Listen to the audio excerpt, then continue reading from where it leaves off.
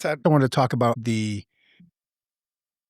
don't know if training class is the right thing to call it, but the Struggle Well 2-day. Yeah. I just went to that and I got back to work yesterday. I filled Billy full of just stories of little things I learned the takeaways were incredible. I've been to some other wellness stuff and I came back feeling like really like I'm a new man. I feel light. I feel good. This one, I came back and I was like more reflective and more like, oh shit, there's some work I got to do. And not in a bad way, but one of them, why this is so timely is because I'm in that window for retirement. The financial piece is huge. I just want to go and I'll figure it out. Am I mentally prepared on the identity part? Mm. I feel like I've been working on that. I don't feel like have like super cop feelings inside, but I don't know that I know. Once I'm not Chief Moya, all that. Like, what is that really gonna feel like? The other takeaway was my freaking social circle is, let me count it, carry the 1, 0.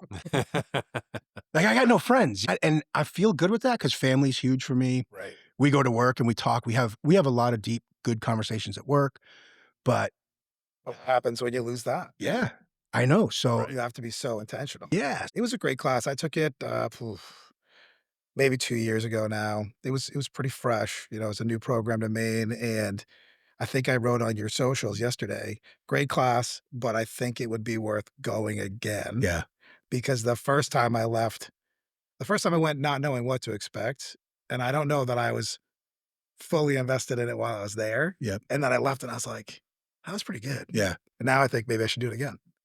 yeah, Before I leave, before I retire, it might be a good way to sorta cap off. yep. You'd have a lot to offer. Especially in that, well, we'll see. We'll see how this podcast episode, I like that. Maybe I think he does, but we'll see. With that said, we got with us today Mark Roberts, a public safety professional, 25 years of experience, and he is also the founder of Shift Change, financial education and resource hub for first responders, helping first responders understand the pension and retirement benefits, which seems simple, but I think is probably a lot more confusing as I kind of dig into it myself. But he's helping first responders make informed financial decisions and prepare for life after the job. Financial confidence is a critical part of overall wellness and career longevity in public safety. This is the Maine Responder Podcast. Real conversations about work, the pressure, and the lives shaped by service. There's no single lane here, no script, just honest talk. Let's get into it.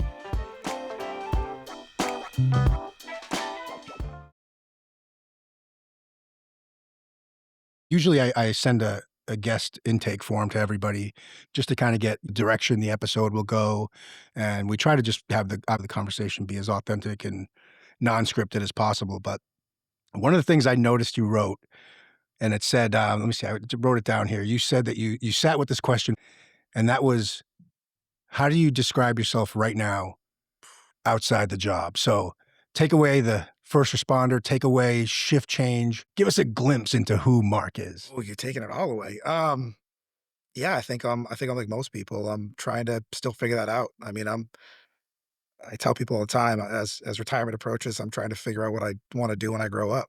And so, uh, right now, I think what's most important to me, and I think what's most visible to me is I've got 2 daughters. One's getting ready, she's looking at colleges, and the other one is getting ready to start high school. It's not lost on me that those years are very short. Yeah. And so, and you hear the stats like you're going to see your kids 70% of the time, your entire life before they're age 18.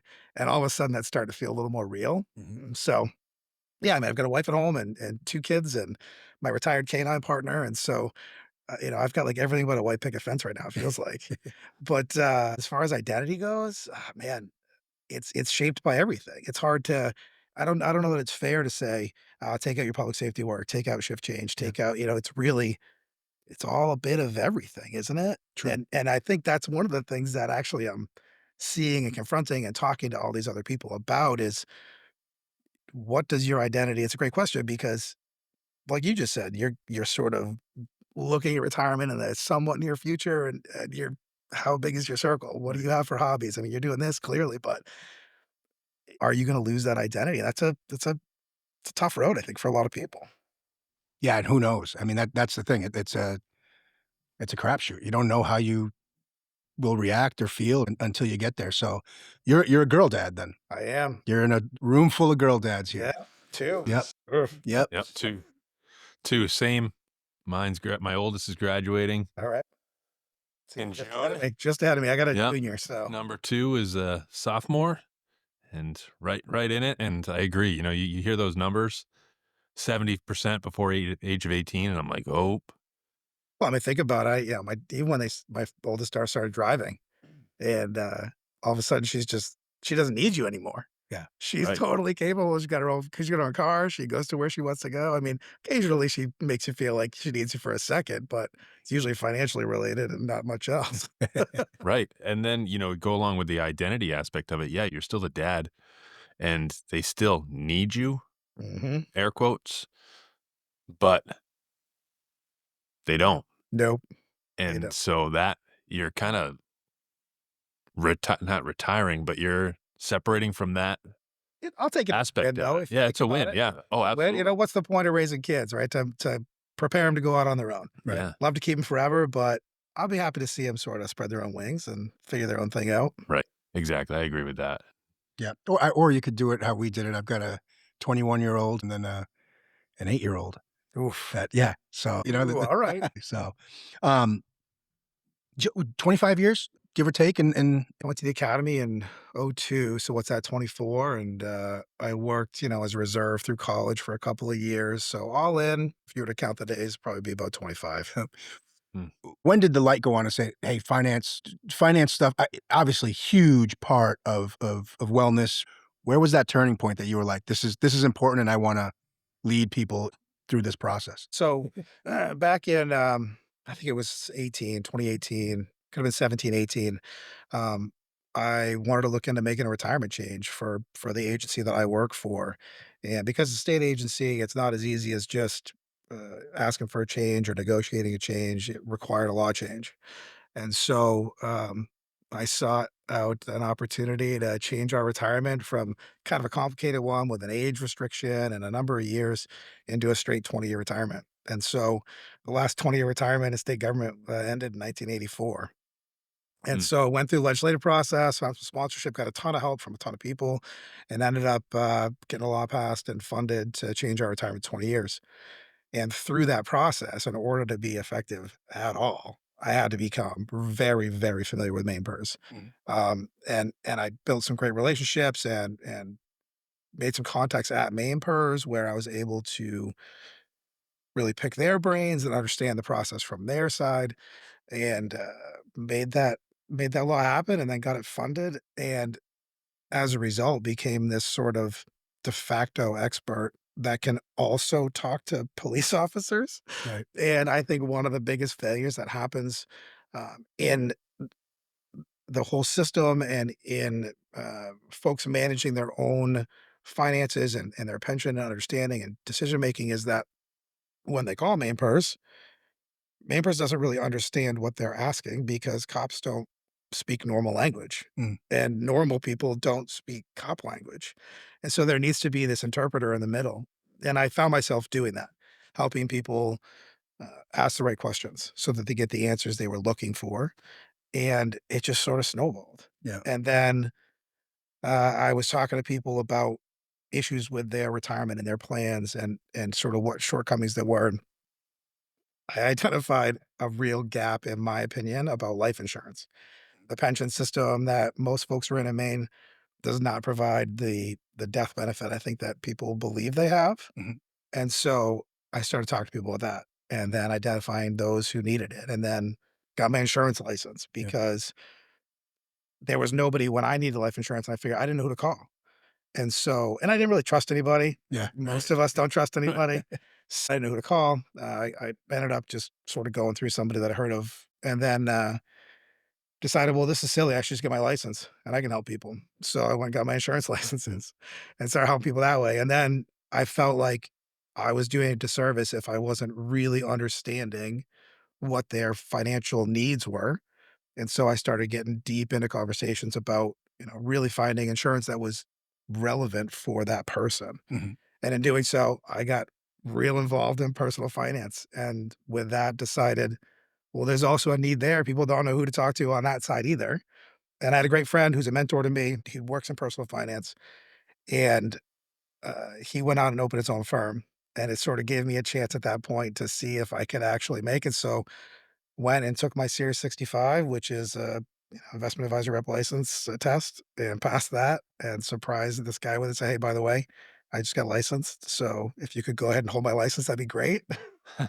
And so, yeah, that kind of started the finance side. The reality was my peers didn't understand their own pension Mhm. and didn't understand the opportunities that are out there, and myself included. I mean, I look back 25 years ago when I first started, I don't know about you guys, but my field trading officer was like, "Yeah, yeah, do this thing." Right. And I went to town hall and I signed the paperwork and that was it. Yep. And there was no conversation, there was no discussion, there was no forward thinking, there was no planning. And I I feel like that sort of took away from me and a lot of my peers the real choice to be deliberate about how they manage real money and how they plan for retirement. And it wasn't anybody's fault. It was just the way it was. And I didn't ask the right questions. Mhm. And so I think there's a huge gap there and somebody's got to fill it. And my job's funny now. I mean, I joke and I mean, you know what I do. I tell people I'm a third responder. It's everything's over by the time I get there. Yeah. I'm just it's after the fact. I'm not really helping anybody anymore. I mean, sort of. We still find bad guys and arrest them, but on the day to day, there's no community policing. There's no outreach. There's no interactions. We don't have school resource officers who are Right. making these connections in the community. And with that, I just wasn't sure how much of a difference I was making anymore. Mhm. And you talk about identity. I think most people that get into law enforcement or into the fire service in some way, as silly as it sounds, want to help people. And you do for a very long time. But I felt like I wasn't anymore. And so this was a path that I could really help people and help people that are in my circle, people that I know, people that I think trust me, and vice versa. I don't think they're trying to get one over on me. Right. And so all of a sudden, like anything, it just snowballed. The more I helped people, the more I talked to them, the more interesting it became, and the more I wanted to know because I want to do it well. I Yeah. don't want to be somebody that's spreading bad information. And so it just goes on and on and on and on. Yes, I I had this thought this morning that I hope that this episode could be something that an FTO could listen to, or even just say, "Hey, listen to this 45-minute podcast. It's gonna shed some light on what you need to do or what you should do." You said it perfectly. I remember signing the paperwork. You know, HR, I mean, we didn't have HR when I started in the town I work in, but it was like, "Just sign this. It's for it's for your retirement." That was it. There was no real like, good solid explanation. We knew what we heard because it was in the union contract. I have thought that there can be so many things in the field training process, especially in wellness, and this being one of those things. I think it's paramount. I think teaching these new officers how to manage their money. I'm in the same boat. I started in Connecticut in 2007, and it was exactly that. I mean, same story. Sign this. Yeah, we were in a hurry to Okay. go drive fast and Yeah, fight Yeah. bad guys. We right. really cared about the rest, and I don't know about you guys, but I never even thought about transitioning out of law enforcement down the road because that wasn't even remotely close to the front of mind. I was gonna do that forever, Yeah. and now looking back, I realized, this isn't really a forever job. I mean, it could be, and some people make it that way, but I think what becomes most important is this should be an occupation of choice. And I'm sure you both know people that are at the end, and I Mhm. use air quotes, that stay. And it's not because they want to, Mhm. Yeah. it's because they have to. They feel they have to. Yes. And, that loss of control of your own destiny, of your own decision making authority really, really takes a toll on people. Think about are they the best version of themselves when they're coming to work every day, but they don't really want to be there? Right. Are they the best version of themselves when they're picking up the overtime job because, they're a little tapped out this month? You want folks coming to work that wanna be there, that are not completely out of their mind stressed about all this other stuff in their life, because the stressors in our personal lives compound on the stressors of being a police officer. Yeah. They're not separate and above or totally different. They all build on each other. It's a stacking effect, and that's if you can maybe take one of those stacks away, Already out of the game. Yeah. It's dangerous. If you don't really wanna be there, if you're not in it with your heart and soul, that can be dangerous. What are the trouble spots? Is it at the beginning of a career? Is it mid-career? Is it at the end where people are saying, "I screwed up. What do I do?" Yeah, I think that there's a real lack of awareness. I mean, I don't think anything's changed for the folks that are relatively new. Yeah. And so the folks that are recognizing, hey, it's time to make a change, are already trying to make big changes in their lives. So small changes aren't super effective. Yeah. And I teach these classes and I go and I have folks do reviews. I never really understood that reviews did matter after classes, by the way. So you build your own class and you You're like, really need feedback to cool. actually make improvements. But I get this feedback and folks that are kind enough to leave comments, every single class, maybe but one or two small exceptions, all say, I wish somebody had talked to me about this when I first Yeah. started. And because time is your friend. And if you're just getting into managing your finances or planning for the future when you've only got 2 or 3 years left, that's a tough spot to be in. It's hard to make up that kind of time. Right. And again, I think most folks in this profession are very used to being and comfortable being in control. You're in control of every situation you go to. You're in control of, your own destiny at work most days, but for answering calls for service, you get to decide where you're going and when you're going there. Um, you fix problems. Mhm. Maybe not long term, but you fix problems. Right. And so losing that control over your own decision making because you can't afford to do something or you do things because you have to is really unsettling for a lot of people. I mean, and I've been there. We've all been through times, I think, in our lives, most people anyway, who you're like, ugh, maybe I'm not sure if I'm going to be able to cover all the expenses I want to cover this Right. month. And it's not a comfortable feeling, not even close. Yeah. Not at all. Finances, it's the silent thing that we can't see. Like, we can't check in on your brother or sister. You'll have no clue. That's where it's sneaky. That sneaky one that really causes a lot of stress. And how private are finances? People don't want to talk about their Right. money, and culturally, you don't ask people what. I mean, we're at a unique spot because our everybody knows our wages. We're generally contract workers. It's Yeah. not hard to figure out. But you don't walk to your neighbor's house and say, "Hey, how much you make last year?" Right? Like it's not Right. happening. And so it's a weird thing to check in about. And money is funny. It's very emotional, and it's a great source of pride and a great source of shame. Money is one of those things that people are super, super private about. Understandably so. I think, we're sort of judged by ourselves and our society on how much money we have or don't have, and so it's easy to understand how people don't wanna talk about it. One of the things that you wrote, financial wellness isn't about being rich. No, not at all. So what does that mean when you say that? It's not about being rich because rich people are very unhappy all the time. I mean, let's be That's honest. it.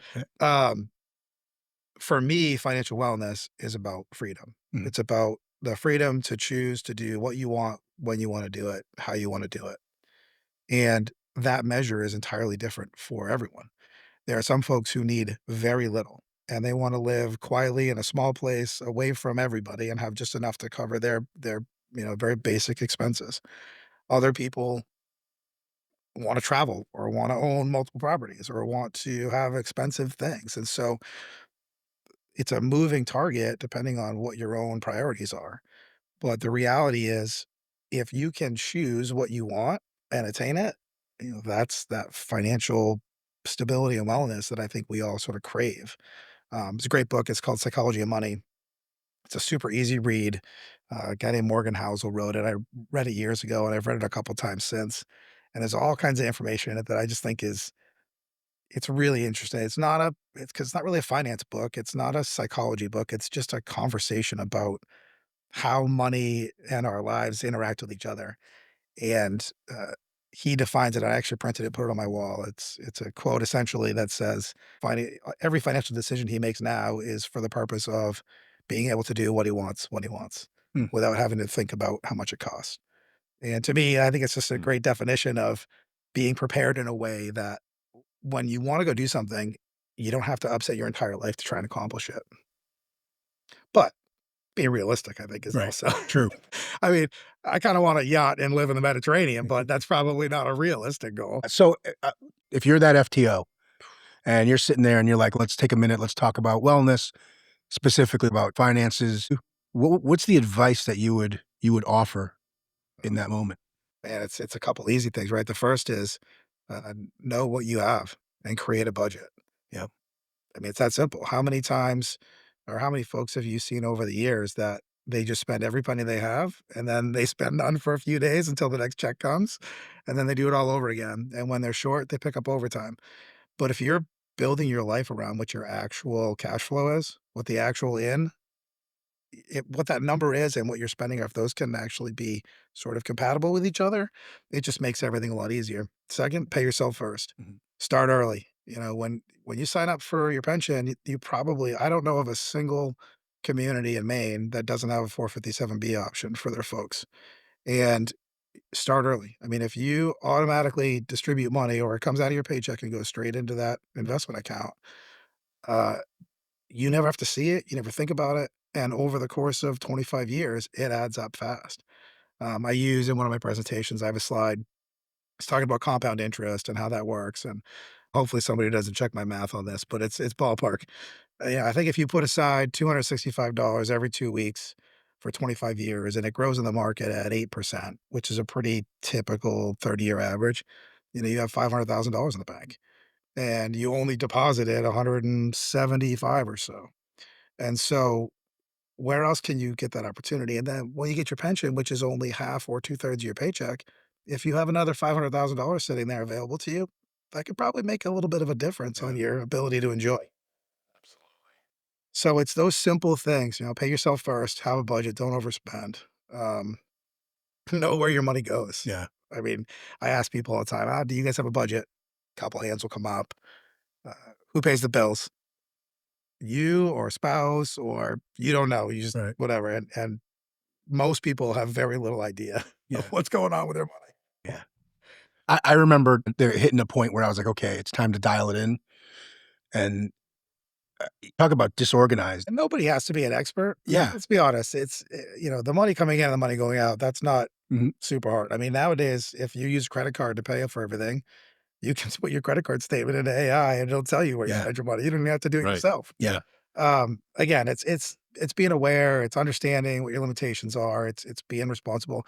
I liken it to losing weight. Right? Mhm. I know how to lose weight. Everybody in the room probably knows how to lose weight. It's not easy, but it's simple. Yeah. Eat less, work more, right? That's how you lose weight. Money's the same way. It's not easy to necessarily save money because we have wants and we want to spend money on things. But it's pretty simple.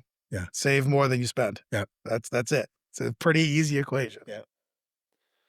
So a lot of people get that, and I know I've had it, the fear of it. It's like, there's a lot of numbers, not a numbers guy. Yeah. When I was a personal trainer, I said, we do 3 sets of 10 Mhm. because that's how I can count. I've got 10 fingers. I can go 1, 2, 3, and still talk to you while you're lifting. So I recently got divorced a few years ago and started to take over my own finances. And it was like I had papers everywhere. I had no clue what was going left, what was going right, and where things were coming. Adding into the retirement component of it, I was lost and I was scared. Mm. Not until recently, I started grabbing hold and I broke it down exactly like you said. This is simple. It's common math. Don't spend more than you bring in. I know how much money I have to spend and where I'm at.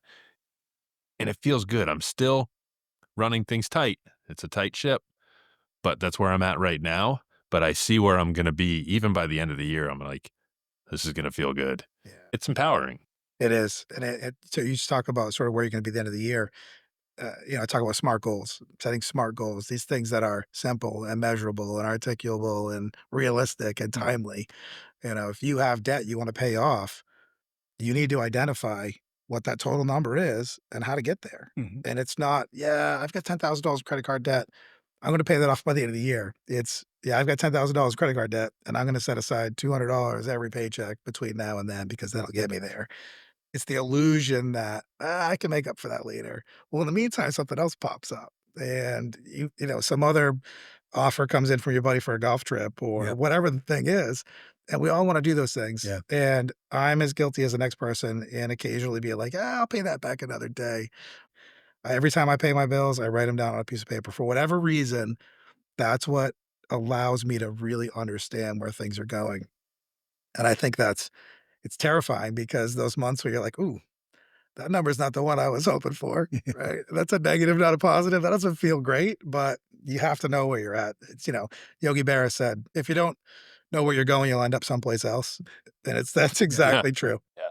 I write it in my calendar so I see it where I'm at every week, and that's where my finances are, and I can look at it, open up, I know what I have to do, and then I just turn the page, and there's my week, and I know where I'm at for my budget, and yes, pen and paper, I need to see it. Yeah. All the apps are great, but I'm a pen and paper guy. Yeah, I think there's a connection there, right? Mind to, to the pen, and Yeah.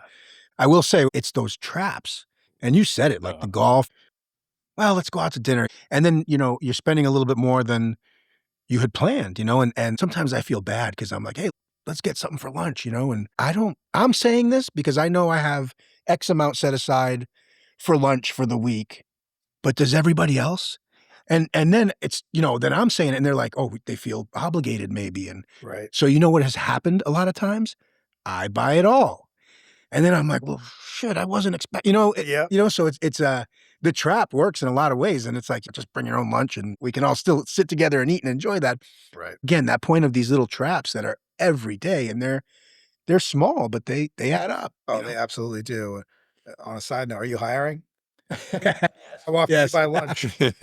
That should be part of the recruiting post there. Chief purchased chief purchased lunch 6 days a week. Um, Accepting application. yeah, no, the traps are everywhere, and you have to be aware, and a lot of that is just building in that excess and building in the extra. And guess what? If you don't spend your extra that week, where does it go? Yeah. Right now, all of a sudden, you've saved a little, or you've got a little extra for the golf thing, or you've whatever. And it's nobody likes a budget. It's Yeah. miserable. I don't like it. I don't want to do it, but I also my eyes on the prize, and when I retire, I wanna be able to have the freedom to Yeah. do what I want when I want. Now, I'm going to work, and I'm gonna scale the business, and I've got all kinds of plans and ton of irons in the fire that are moving right now. But ultimately, I don't wanna work forever, Right. right? I wanna live the life I wanna live. It's it's not easy. Yeah. And cops, we're in a funny spot, right? We make really good money-ish, Yeah. Ish. right? Yeah, ish. Like, we make great money to have nice vehicles and live in a nice home and be in the neighborhood we want and go to dinner. That's my wife and I, we love to eat out. That's our thing, as Yeah. you can see. It costs a lot of money, Yeah. but it's I hate to use the word priority, that dinner's a priority for us, but it's just it's a way for us to blow off steam and Yeah, get out. It's just the two of us, yeah. right? We don't have to kinda all the other noise goes away, and, that's what we do, but it's easy to be like, "You know, let's go out again. Yeah. Let's grab another round. Let's do whatever." And the next thing you know, you're like, "Ooh, Yeah. that stung. I didn't wanna do that." And again, we make very good money, certainly compared to what I think we were making 25 years ago. Yeah. Yep. Very true. Yeah. Billy and I have talked about sometimes you get in that rut. I think I said this yesterday. Can I make it another couple years in this damn profession? Billy, I don't want to speak for you, but you're at that point where you're like, I don't know how much more I have in me on the job. So let's say he's got 10 years in the system. How does that work in MPERS? You just wait and collect it down the road like you would? Right. Yeah, if you don't yeah, specific to that question, if you don't fulfill the plan requirements, meaning, I don't know what you guys are in, but say it says you've gotta work 25 years to get your special pension or really any pension at 25, and you don't work it, you essentially back out of the program and you could leave the money there and collect it at your normal retirement age, which right now is probably 62 or 5 for most folks. Right. Yeah. And it just sits there. You can also take your contributions and interest, you can reinvest it yourself. So there are options, but it's definitely not as simple as, well, I did 15. I would have been eligible at 25. So in 10 years, I'm going to grab it. Now you're going to wait until your normal retirement age and you're going to lose any special benefits you got. Meaning, if you guys are in a two-thirds plan, you go down to 2% a year instead of 2 and 2/3% a year Yeah. that you earned, right? Or if you're in a 20-year plan at 50%, which is, are you guys doing that? Yeah, that's Yeah. Let's go. So you're really earning 2.5% a year because 20 times 2.5 is 50%. But if you leave before the 20, you go back down to 2% a year. So you lose some of that extra benefit. And those are the things that people need to be aware of when they make those decisions. Yeah.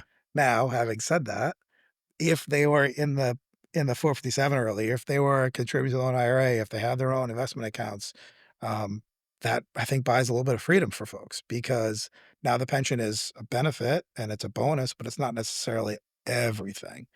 And so, like anything, having options and having different, revenue streams, if you want to call them that, is uh, is a good way to make sure that you're in a position where you can make decisions that you want to make. Talk about the three-legged stool approach where Mhm. people are like, "Oh, you gotta have a three-legged stool, I'll have Social Security and I'll have a pension and I'll have my own investments or I'll have another job," or whatever the thing is that sort of builds that stool for you to sit on and be comfortable in retirement.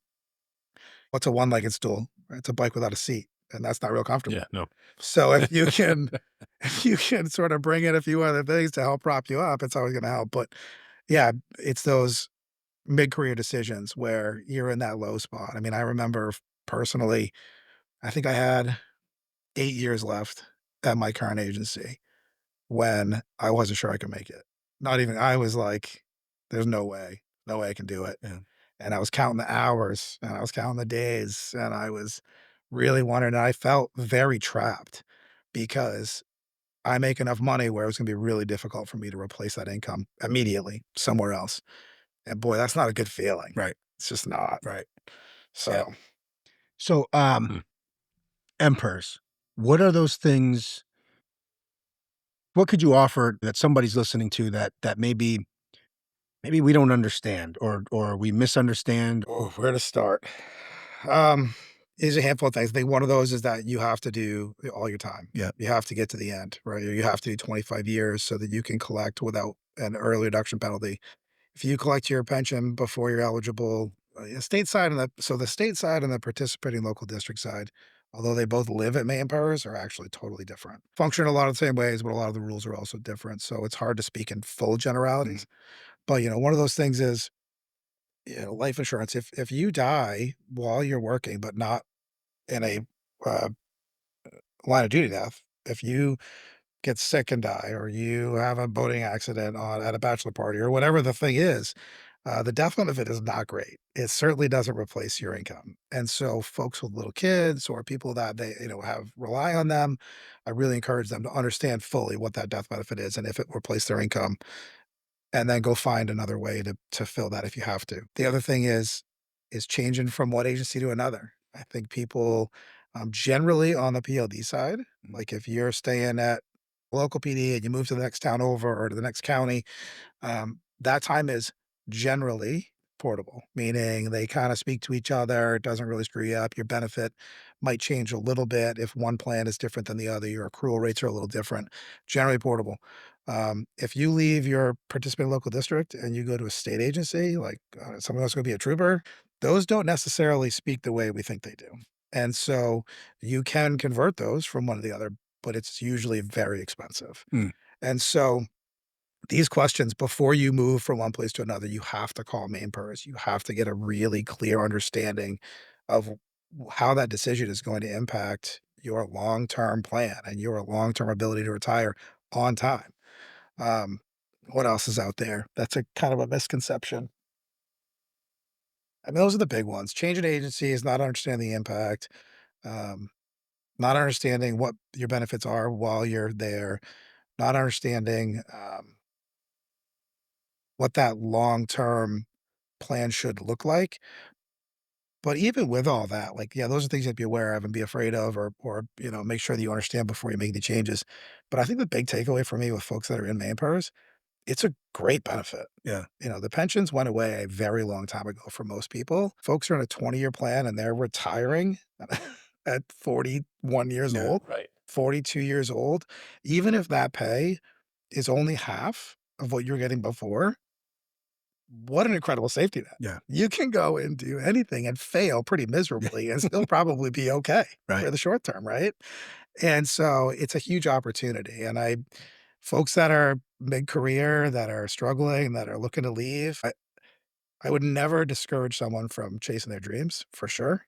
But you have to really understand the pieces that are coming together or falling apart depending Yeah. on your decisions. So See, you brought it up again, and I wanted to go because you said it earlier, the death benefit, Right. you know, and this has come up a few times recently, and I don't think anybody understands, you know, and it's an important one. Yeah, it's funny. That's actually, we talked earlier about the retirement change in the legislature that I was working on. That was actually one of the things that the catalyst for me to make that change or to try and pursue it is because a coworker of mine was sick, he had cancer, and I'm going to ruin the story. So, please, whoever knows the story, I apologize. But essentially, he didn't have individual life insurance. He continued working as long as he could when he was sick with terminal cancer because he didn't want his wife to lose the group life insurance that came from the state. And that's a terrible thing. Why should you have to stay somewhere for that? It's terrible. I hated to hear it. And that's kind of what started a lot of change. But anyway, round numbers, I think if you have just a spouse, that's a depend. Or if you know just a spouse, no kids, I think the ordinary death benefit right now is less than $700 a month. And I don't know a lot of people that only make $700 a month, but it's not a lot. And then for each child you have, that number goes up by another, I think, 5 or $600.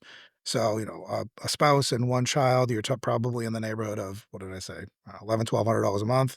Still not a lot of money, right? 11, 1,200 bucks. And then that portion of your child drops off when they're no longer either, in school or over 18. And so that money becomes pretty small. So I encourage people always get term life insurance. I don't know, people are Dave Ramsey fans or Robert Kiyosaki fans, but term life is the one that's just a term. It ends after a certain amount of time. But it's usually very affordable. So if you're pension eligible in 15 years, you should probably get a 15-year policy, right? That's kind of the bare minimum. And you should get enough to replace your income pretty comfortably. And as long as you're healthy and you're young enough and, whatever, it's generally affordable. Now, there are folks that can't do that, but it's always worth asking. $1 million policy for a 30-year-old is next to nothing Yeah. and absolutely worth it. And so it's an easy way out. And then some folks are interested in life insurance after they retire so they can take more of their pension. I guess that's another piece. You asked about sort of what do people understand or not understand about Maine PERS. It's that we talk about our benefit. Oh, it's going to be 50% of my top 3 years. Well, yeah, that's only 50% of your top 3 years if you don't share it with anybody. So if you have a beneficiary, if you want your spouse to be able to collect your pension after you die, then you have to choose one of the other 8 options. And those other 8 options are all less monthly money because they're taking on the risk of paying a pension to 2 people, not just 1, or for the life of 2 people. And so if you're planning to the dollar, like, "Oh, I need a $50,000 pension, so I'm gonna make $100,000 for my last 3 years," you're gonna get your benefits estimate 3 months before you retire, and the numbers aren't gonna be what you expected them to be. Mhm. And so you have to know that it's not as simple as the full benefit, which is all we hear about. Yeah. That's what the calculator says, right? Oh, I get 2/3. That's $66,667. I'm good to go. Like, only if you don't want to share it with someone. And if your spouse is 10 years younger than you, guess what? It's gonna sting. Yeah. They're gonna take a chunk. Yeah. And so you need to understand what that's gonna look like. And that's again, when you're 22, 23, 25 years old, this is your first real job, you're not thinking about that. Right. Not even Yeah. close. No, that's a good point. I think for all of us, it's just scratching the surface of information. It's just the 50% or the 2/3, whatever it Yeah. is, and nobody ever gets any deeper than that. Every time someone figures it out from your agency, Yeah.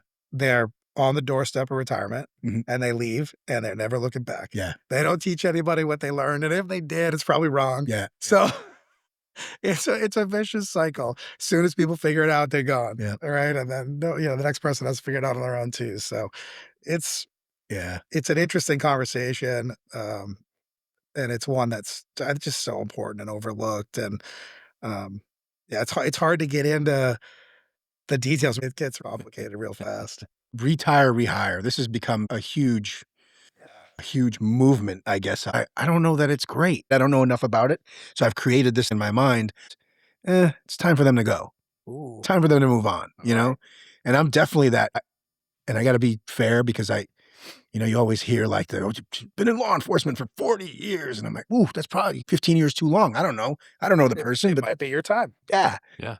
And then here they go. They come back and everybody wants to do it because it's like the lottery. Now you're getting your pension and now you're getting your salary. And is that good for the system? Oof, lot of questions there, all in one there. Yeah, I But, know, it's um, first off, let me just say, you talked about traps earlier. It's a trap, right? Right. All of a sudden, you've got somebody making 150% of their pay, and what are they doing with it? They're spending 148 of it. And then when it is time to actually retire, now they've got to replace not only their regular income, but all that, that extra that they've been spending on top of it. So I think the retiree hire stuff is a great benefit for folks that want it. And as long as they are appropriately segmenting that income so that it doesn't surprise them when the window closes. yeah, Um, philosophically, do I think it's a great idea? I think there are people that absolutely are doing it and are great cops, are great firefighters, and they're taking advantage of a program that's available because it's hard to find good people now. yeah, And so I love it for those folks. I really do. As long as folks don't fall into the trap that it creates yeah. and they're not necessarily extending beyond their window, I guess would be the right way to put it. I mean, like you said, folks, you're never going to force folks to leave who want to stay there Yeah. and who are doing a great job and love the work. But does it create an environment where people that are forced to stay are encouraged more so? And I guess I don't know the answer to that. Yeah. I don't know. I mean, in most places, I think, are putting guardrails on it. They cap it at 5 years or 3 years. Right. Maybe they'll give you a year extension or not. There are agencies that are doing like a 30-year max participation, Mhm. meaning if their retirement eligibility date is at 25, they can do retiree hire, but once you enter the program, you have to leave at year 30. So you can do it for 5 years, or you can do it for 2 years if you don't elect until you're 28, or you can do whatever. Um, maybe that solves the problem. Mm. I don't know. My reasoning is you get somebody that stays there forever, and then you get young people that now, because of the union contract, right, they can't move up in seniority. So they get stuck midnight shift, evenings, whatever, because you've got these senior guys that are taking up these spots. Right. They don't wanna leave, then they retire and stay, and then I think that's that point when the younger officers were like, "Well, I could go somewhere else and start all over, that sucks. I could stay here and just stay stuck, or I could just get out altogether." And that might be the whole reason the damn retire rehire started, because it's a kind of a catch-22. It's a tough situation on both sides balancing that out. I think it gives that officer that retires, you're getting the best of both worlds. And personally, I don't think it's fair to the new kid on the block to have to go, "Oh, wait, he's retiring and I don't get to bump up?" Yeah. Yeah. My What if thought, is there a path? retire, you're retiring, you're out. You're down at the bottom of the barrel again. You get to if you're gonna rehire, I kinda see it that way too. There's gotta be a middle ground, but I kinda see it that way. You wanna stay around? All right, that's great. We're gonna let the other people grow. I don't know that unions or shop stewards would and see it that way. I mean, that's I was one of those too yeah, once, so that's where the 2 Rams are hit, yeah. button heads on it, and Yep. that's First on vacations, all these things that, so it's interesting, and I don't know if you know this or not, but retire, rehire, what does that do to the system? I mean, does that right. put the system in flux at all at some point? In theory, so if it were a true hole in the system, yes, absolutely. Mhm. And so to combat that, and I trust that the actuaries have it figured out. When you're in a position, so say I rehire and I'm occupying a position that would otherwise have a new employee paying into the system.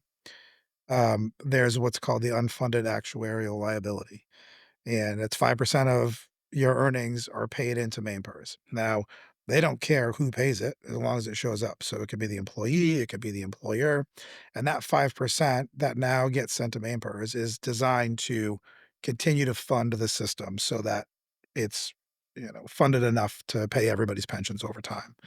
And in some ways, it may help the system. I don't know the numbers behind it. I'm certainly not an actuary, but that person that's retired and it's still paying at 5%, they're not gonna collect a new pension later on. So they may actually be sort of helping to bolster the foundation of the program. It may also just be a purely break-even point. I'm not 100% Yeah. sure, but it definitely or is I shouldn't say it definitely doesn't. It's definitely designed to not create a liability. So that has to be paid for through that process. I think I land in the middle on it. Mm. I do. I think I can see it from both sides. Like, it's easy for me to be neutral because it's not an option for me too. So we just don't have it at my agency. Yeah. So I don't have to be committed one way or the other. And I can see from the employee's perspective, hey, I'm doing this agency a favor. I'm keeping my institutional knowledge here. I'm still contributing. I'm still a field training officer. I still bring value. And from the agency's perspective on the benefit, they could retire and go to the next agency and you lose all of that. Now, granted, you have the opportunity to move up, but hiring, I think, is tricky right now. And I think it's difficult to find good employees and it's cumbersome and expensive. And you have a long, lead time. And then you got to send them to the academy. And then you have to do all these things. And you're maybe kicking the can down the road a little bit. Mhm. But if it's a good fit and the person is a good asset to your organization, I don't see it as all bad. Yeah. I absolutely agree. However, Yeah, Yeah. but the However, only thing is that, yeah, sometimes you have to work in that set of rules where you have to look at the young guy who's still a hard charger at 40, like you said, 41, who's still got, 10 years of just let's go, let's do this. Versus the same, maybe the same guy who just absolutely doesn't and maybe is more toxic. So it's right. And when that person leaves, you just want them to leave. yeah, yeah, yeah, that's a nope, sign here. And it becomes super difficult. I'm sure there's liability if you're like, yeah, you can do it, but you can't, right, exactly. Yeah. that's So, not going to work yeah. out too well. That I think that's the thing, kind of that you were alluding to is that places should have their rules set.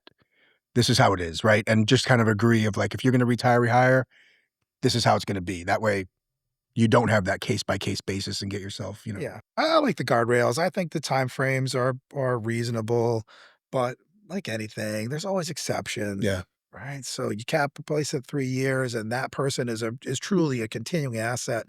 And now you're forcing them out. yeah, Now, granted, they chose, so it's not really being forced, right. but it is so gray. It's impossible for me to Yeah, have a yeah. real position on it. I should go into politics. Yeah, well, I What are we don't doing later? you almost can't. I mean, you almost can't have a position. I mean, we Yeah. can talk about it, debate it, and think what we kind of but I'm in such a good spot sitting here too, because I'm not in charge of anybody. yeah, I don't have to manage an yeah. organization. It doesn't. I'm not either, technically. Yeah, I know. But, Yeah, it's man, tricky would be the yeah, word I would use yeah. there. A lot of good points here. I wanna think I'm doing right as far as, like, getting those new officers, "Hey, do this, there's that," that deferred comp, like, Oh, just put $5 in it, it doesn't matter."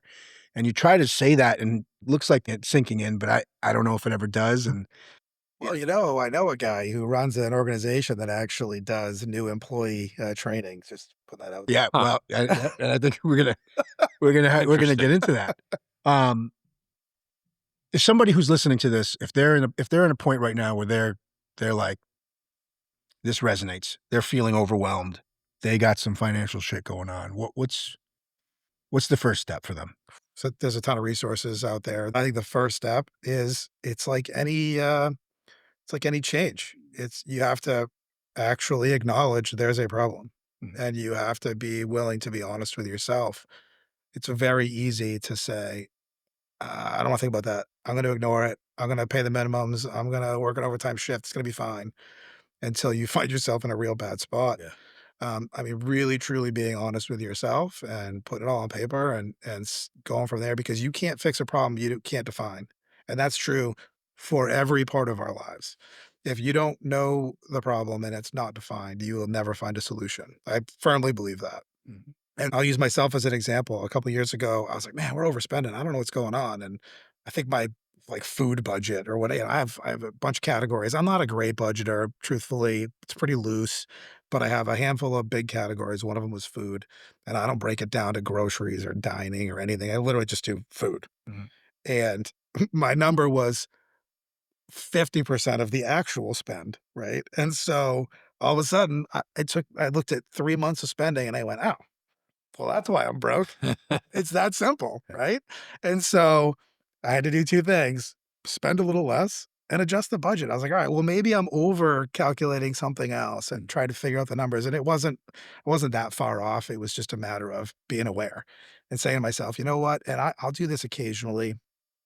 If I feel like things are maybe spiraling a little bit, I will just decide this month for this 30-day stretch, I'm going to keep track. And I don't keep track all the time, but that 30 days I will. And guess what? It almost always reveals what the problem is. And it almost always self solves because when I'm keeping track, I'm also not overspending, Yeah. right? You're like, oh, I'm 15 days in and I'm at 80% of the budget. Maybe it's time to just dial it back a little bit. Yeah. It's exactly like keeping a food diary. Yes. Yeah. When you put down your dietary Mhm. note, says, "Hey, you Yeah. need to write down everything you eat Yeah. Because guess in the what? The week. cheese was Guess what? so good and All it right, clocked my I money. guess I'm not eating those Doritos because I don't wanna write it down."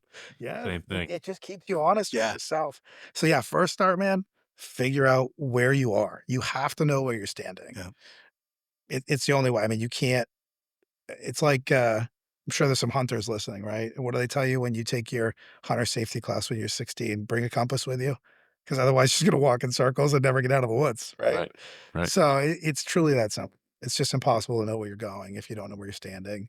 And then from there, it's about being disciplined. Mhm. And what's funny about cops too, specifically, and I'll pull in all public safety folks, dispatch and fire and anybody else that's related to the profession.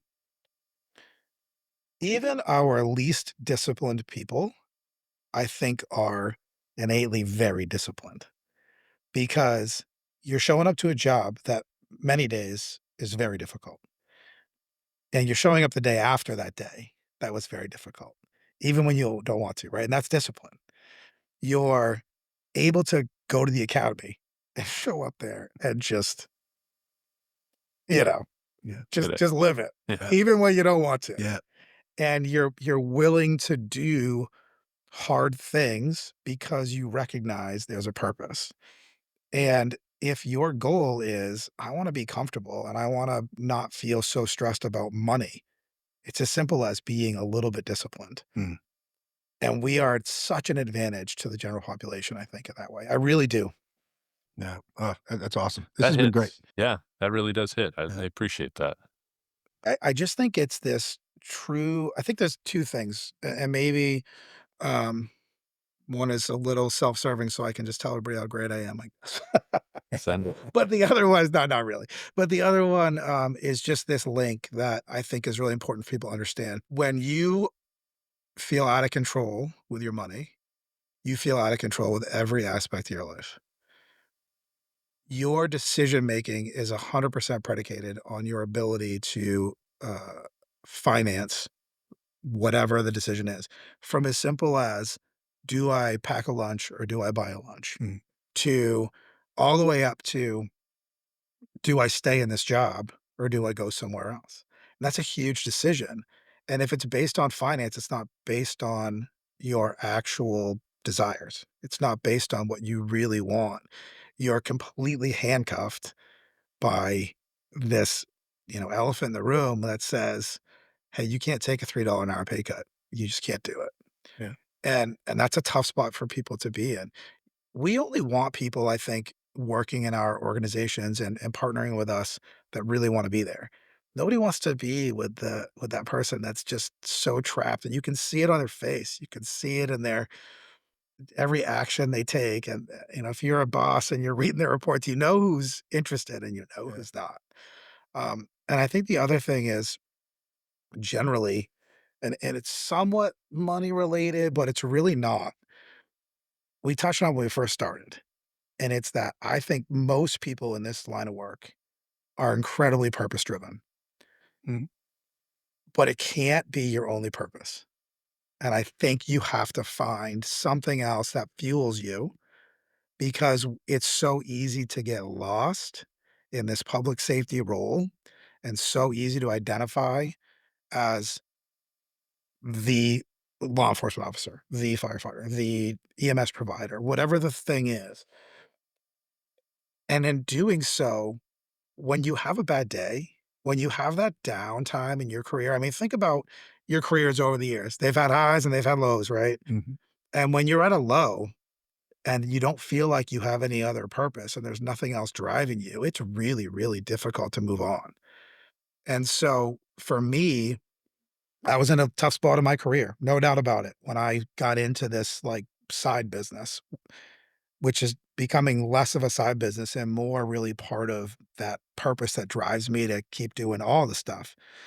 And truthfully, dealing with doing the financial education, talking to people who need help, referring them to people that I trust to be financial advisors or wealth managers or help them make these really, really important decisions in their lives has actually made me better at my full-time law enforcement job Hmm.